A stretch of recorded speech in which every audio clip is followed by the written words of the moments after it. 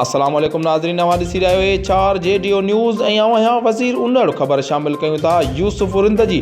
अखियुनि जे नूर खां महरूम पीरसन गुलाम हुसैन पंहिंजे घरवारी शमा पुट नमतुल्ला ऐं ॿियनि ॿारनि सां गॾिजी प्रेस क्लब 12 पंहिंजे भाइरनि अहमद अली कीरियो, नवाज़ कीरियो, गुलाम रसूल कीरियो, मोहम्मद सालिह कीरियो जे ख़िलाफ़ एहतजाज कंदे चयो त असां असुलमी ॻोठ सलामत कीरियो जा रहवासी आहियूं।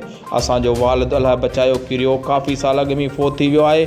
उन जी 22 एकड़ ज़मीन आहे, घर बि आहे ऐं माल मता बि आहे। मुंहिंजे पीरसन अमर ज़ीनत पंहिंजे पुटनि खे चयो त गुलाम हुसैन खे पीउ जे मिल्कियत मां हिसो ॾियो, जंहिं तां उन्हनि कावड़िजी मूंखे मुंहिंजे भाइरनि घर मां लोधे कढियो ऐं 3 सालनि ताईं आउं पंहिंजे अमर सां मुलाक़ात करण लाइ सिकंदो रहियुसि। मुंहिंजा ॿारड़ा पंहिंजे ॾाॾीअ सां मिलण लाइ सिकंदड़ आया, पर असांखे मिलण न ॾिनो वियो ऐं गुज़िरियल 7 फरवरी ते मुंहिंजी अमर फ़ौत थी वई। असांखे जनाज़े निमाज़ में शरीक थियण बि न ॾिनो वियो ऐं न ई मुंहिंजे ॿारनि खे पंहिंजे ॾाॾीअ जो आख़िरी दीदार करण बि न ॾिनो वियो ऐं हिननि चयो त हेॾां ईंदव त तव्हांखे मारींदासूं। हिननि चयो त हींअर असांजी सूरत हाल आहे जो मुंहिंजियूं नियाणियूं पिनी ईंदियूं आहिनि त पोइ असां मानी खाईंदा आहियूं। अॼु असां वटि नवाब शाह अचण लाइ भाड़ो बि न हुयो ऐं असांखे बस कंडक्टर घटि वधि ॻाल्हायो।